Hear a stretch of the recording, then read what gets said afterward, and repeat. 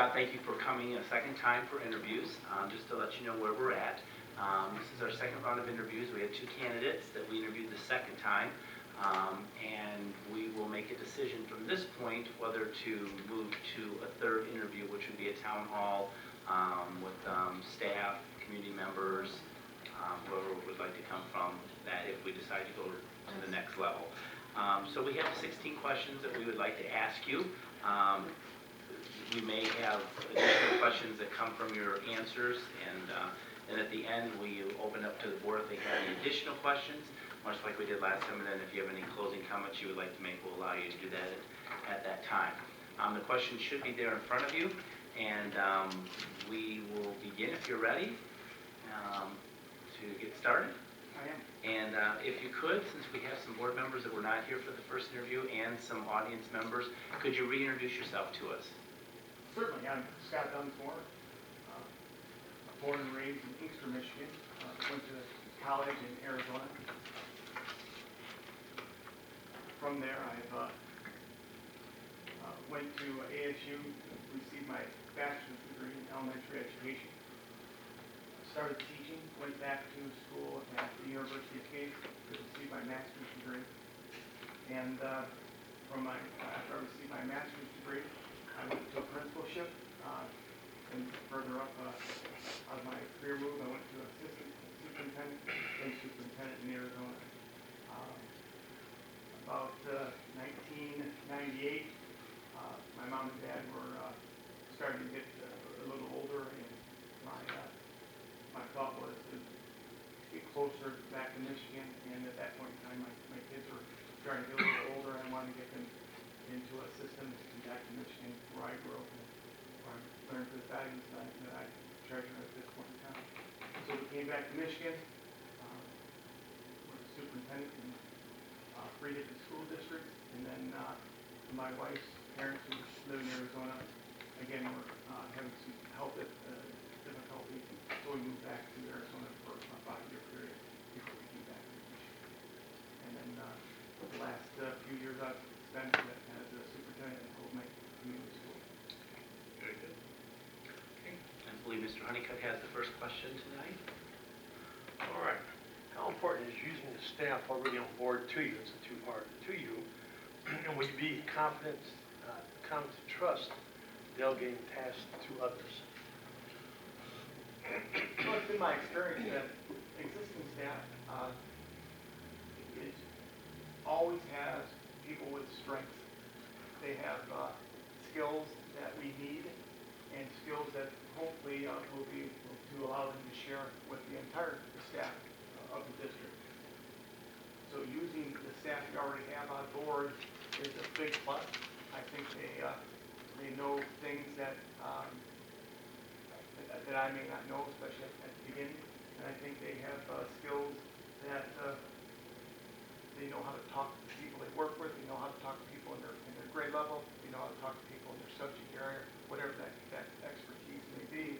And we're able to utilize those skills with the entire staff. So I think there's always people with expertise on staff that we try to bring out and share with everyone. Delegating tasks to others, without a doubt. I think the job of superintendent is to make sure you have the right people in the right places doing the right thing. And when you do that, then you're able to make sure that you're able to delegate work, jobs, programs, but the bottom line is always that I think responsibility is always at my level, but I make sure that I have the right people doing the things that we need to do to be successful with our student body. What is your vision for the Taylor schools, and how long would it take to implement it?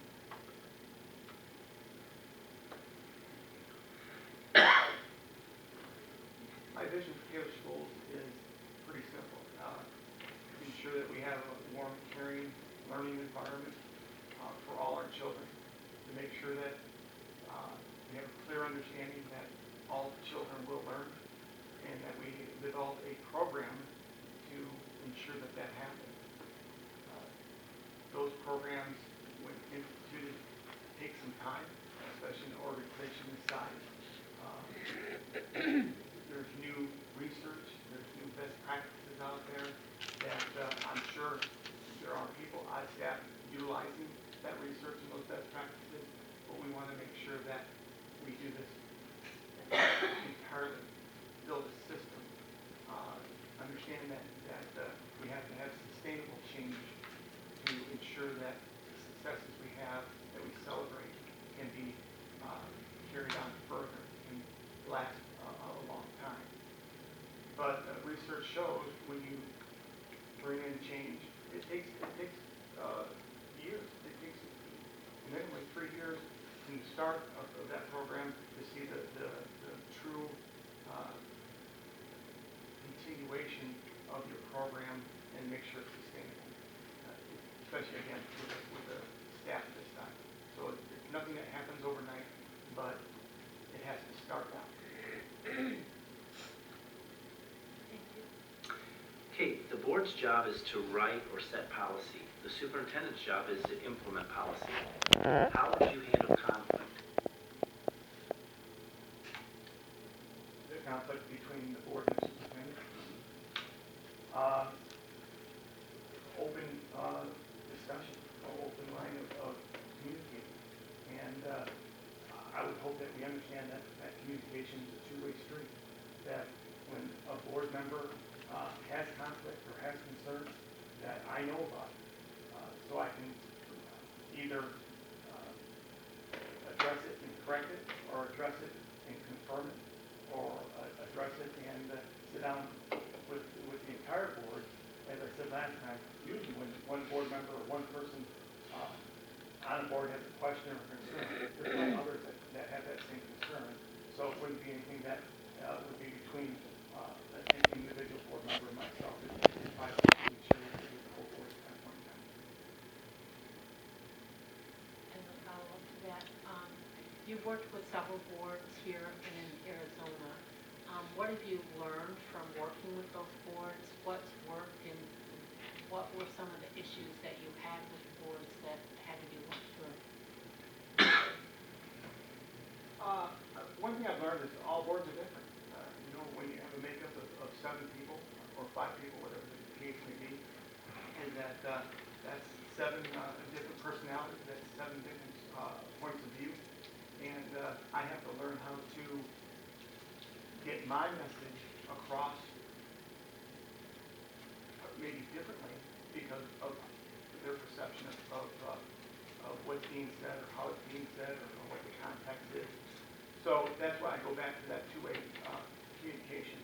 If I, as your superintendent, say something that you don't like, you don't understand, you don't believe in, I need to know that. It tells me that I have to do a better job of getting my message across, and I have no problem doing that. So it's just like in a classroom.